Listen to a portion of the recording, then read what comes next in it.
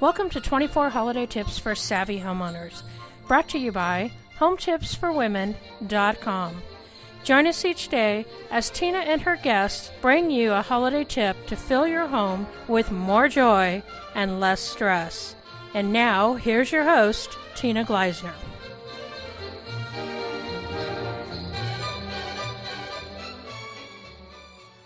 Welcome, everyone, and thank you so much for joining today's Holiday Tips, because we know that this is a wonderful time of year, but sometimes it gets a little too hectic. And that's why we decided to invite lots of our peer business owners to share their holiday tips with the hope that you'll find a few nuggets to save you time, money, and make it so that you can enjoy the holidays more. In fact, I've learned that planning out your holidays helps a lot. It makes a really big difference when you really think through what it is you're going to do or not do. And I've come up with 4 Ds. The first is to delegate, because there's nothing that says you have to do everything personally. The next is do things together. Instead of looking at something as a chore, make it a holiday activity, and it always is more fun when you do things, even shopping, with a friend or a family member. The next one is perfect. It's okay to drop things off your list. Just because you've done something for the last 5 or 10 years doesn't mean you have to keep doing it. And if you're not willing to take it off the list, maybe you want to tweak it so it takes a lot less time. And if you're successful with the first 3 Ds, then you should be able to create enough extra time to do a few things for yourself, to delight yourself. And with that, I want to introduce today's guest, Robin Hardy. She is the founder of Integrity Virtual Services, and she is an expert at time management and delegating, and she's got her own challenge over the holidays with a family member that is going to take a little care to make sure that she and everybody at their home has a wonderful holiday. Welcome, Robin. Thank you so much for joining me today. Thank you, Tina. It's my pleasure. So let's get started, and I love asking people to share, what's your favorite holiday activity? We have 2 of them, and people think we're nuts sometimes, but that's okay. They can think that. Number 1, we love to go see The Christmas Carol at a live theater production, and we actually found a little small theater, which has been fun. You're like almost on the stage with everyone. So that we try to do every year. And then I get totally excited. I have to be because we actually do stockings for our puppies, and I get so excited filling them and then putting them out Christmas morning because they just ransack them, but it brings so much joy to the house watching it. So I have to ask, because I've never given a puppy a Christmas stocking, are the things in the stocking wrapped, and how do they tear them open? Oh, that's pure entertainment. I'll have to video it this year. Some of them are wrapped, like the bones, because they can smell it, and they will actually tear the paper open. So like balls and stuff we don't wrap, but the edible, we wrap it because we're like, if you're going to enjoy eating it, you're going to have to work a little bit to get it. So yes, it's pure, it's a disaster, and usually the stockings, you've got stuff everywhere on the floor. But when you don't have kids, the puppies work as kids, and they make just as big of a mess for you. Got it. Although I think that's probably one of the few times or the few days of the year where I've always enjoyed kind of having that mess on the floor, because it's just part of the holiday. Yeah, I think we tolerate that, and it's, I've got my husband running behind everything, picking up all the trash, and I just sit there and go, okay, let you pick it up, and I'm going to sit here and enjoy the dogs, so we're good. So I see that, you've got a few challenges coming your way for the holidays. Can you give us a little background on, what's going on there? Absolutely. The holidays, just as bringing family together, can become very stressful on you. And a lot of it's based on expectations and the stress. And, I met my birth father 20 years ago. And the first time he showed up with his then wife for my house, we had just bought a house. I was cooking the meal. And I had this fear and this panic in my head of him showing up with a white glove and walking my house and judging everything. And a lot of that has to do with just his character and his personality. So there's a lot of fear, and I can't say unfortunately. And fortunately, my challenge this year is he will be coming here and spending a week with me as I'm running a business, trying to take care of the house, the dogs, my husband, and cooking the meal. So there's a lot of fear and anxiety around failing. And, it's a perspective, Tina, we moved from California to the East Coast. And in California, we surrounded ourselves with extended family, church members, friends, all of that. And, we've been out here a short period, so we haven't had time to build that yet. So when he called and said he's coming, we said, okay, sure, and then hung up in a panic. Because I don't want to be judged. We want to enjoy our family and just hang out. So how often do you get together with your father? Maybe once a year, even though we moved cross-country to be closer. Mm-hmm.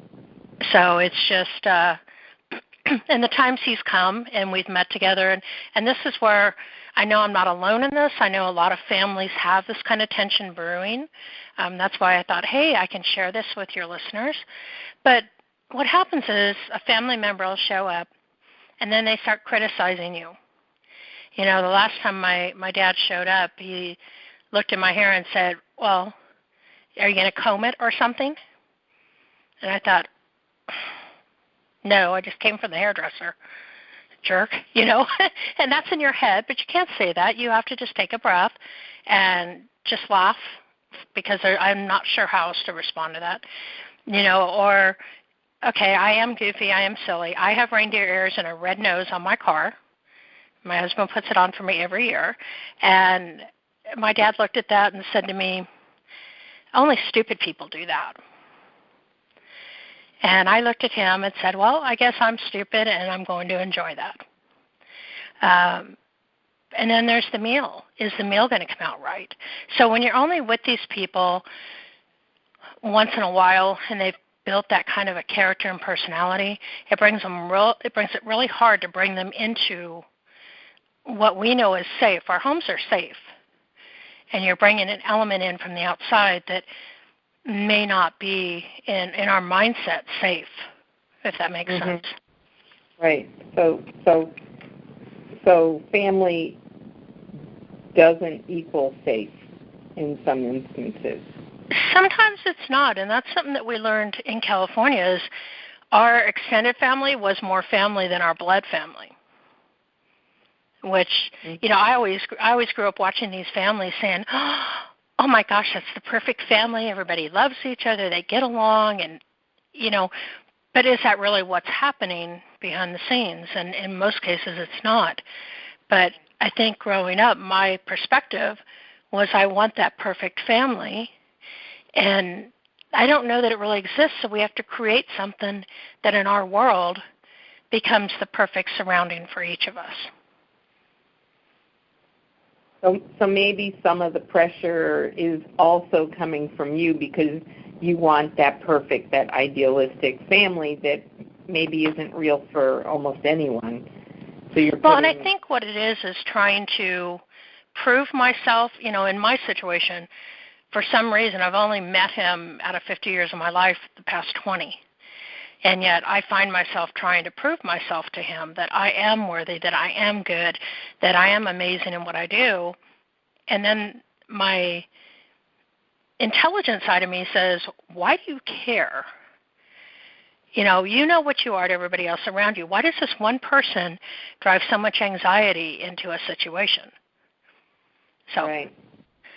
Yeah, I'm sure there's a lot of people out there struggling with that, and they're probably in their head listening going, oh, that's Aunt blank blank, you know.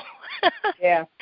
Okay, well, obviously, you know, you've met your dad more than once now, and you've probably come up with that. Those are the tips you're going to share with us. What techniques have you found for being able to, you know, successfully have a visit with your dad?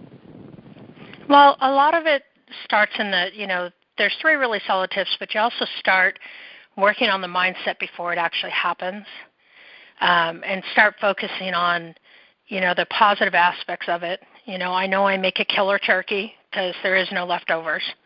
Every side dish I make. So I know all of this is to be truth.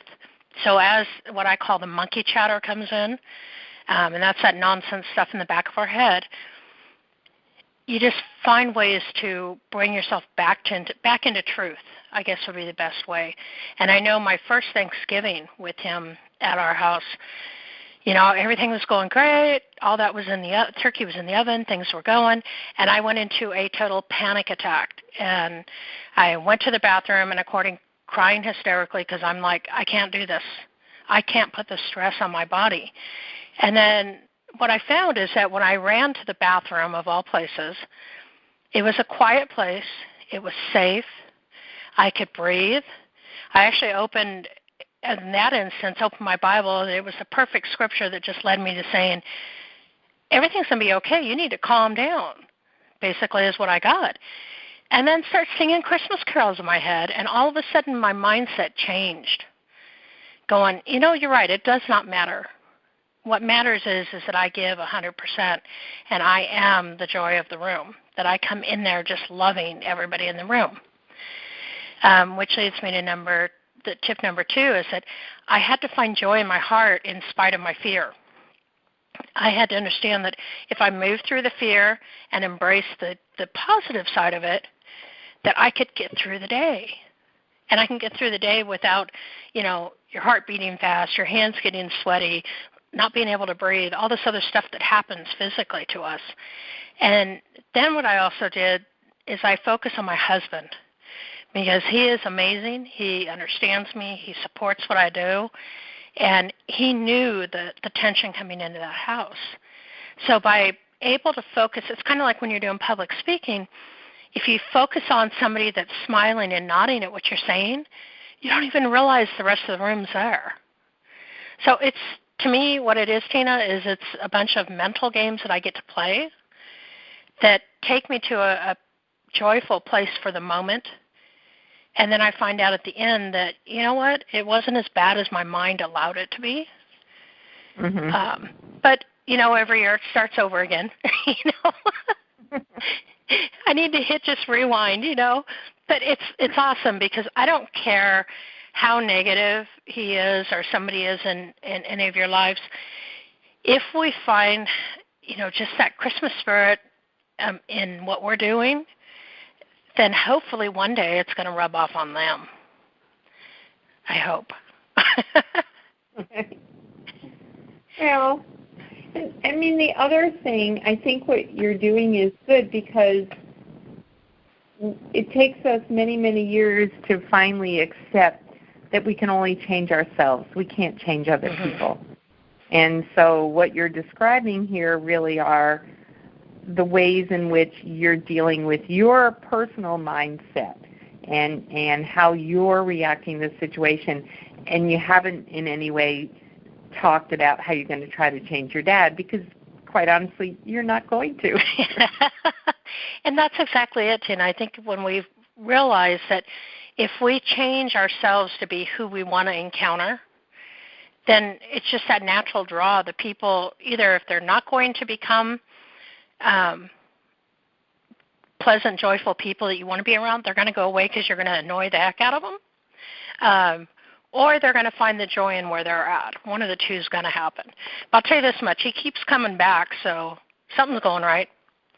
Right. And that's so right, because I was pretty amazed that you said he called up and said he was coming. Yeah, and he talked like he had planned it all along with me, and I'm like, no. this is the first I've heard of it, but sure. And he's coming for a week. So it's not just the Christmas holiday I've got to deal with. It's how do I handle a week of him and his now wife in my home?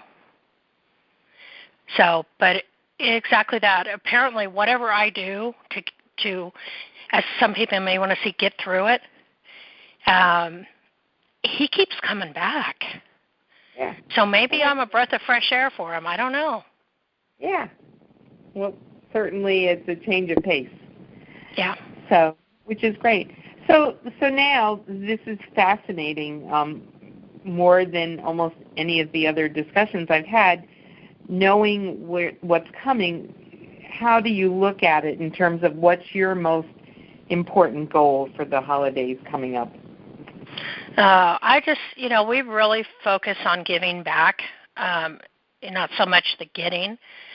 So we focus on that, and, I just love the decorating and just the lights and the happy people at Christmas for some reason.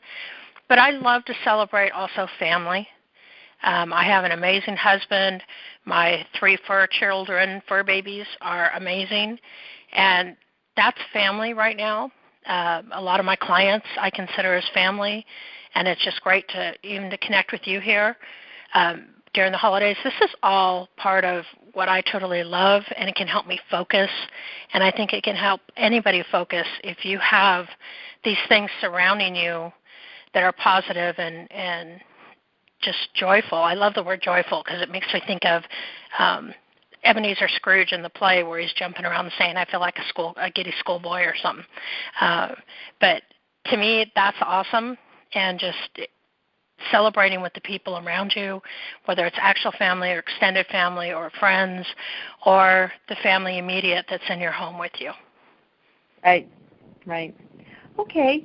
So this has all been great, and I think you're absolutely right, and I haven't thought of it because I guess I don't have the best relationship with my mother, but we've kind of worked out a relationship that works for both of us over the years, and so I totally forget that a lot of people face these fears. So this has been perfect for our listeners who have awkward family situations to deal with.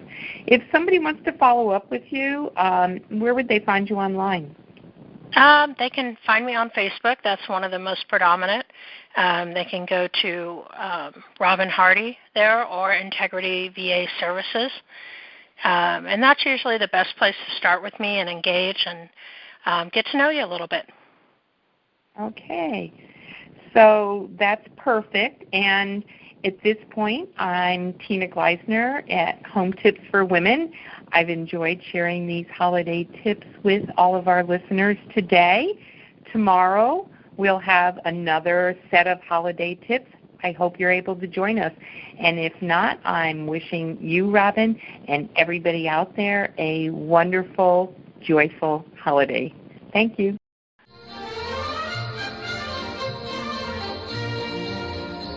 Thank you for joining us today, and we invite you back tomorrow for another Savvy Holiday Tip. Be sure to grab your free gift at SavvyHolidayTips.com. That's SavvyHolidayTips.com.